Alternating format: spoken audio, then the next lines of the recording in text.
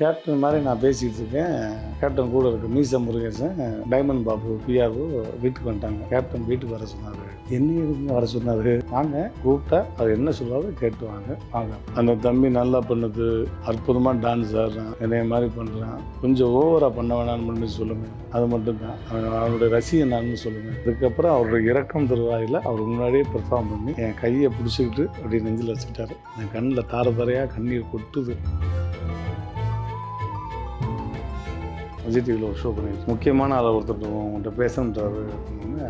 யாருங்க பேசு அப்படின்னாரு. நான் தான் கமல்ஹாசன் பேசுகிறேன் சார். எனக்கு மெயின் நாக்கு உள்நாக்கா சார். சொல்லுங்கள் சார், சொல்லுங்கள் சார். ஐயா சொன்னாங்க, நீங்கள் மேலே பளவு பற்றா இருக்கீங்கன்னு.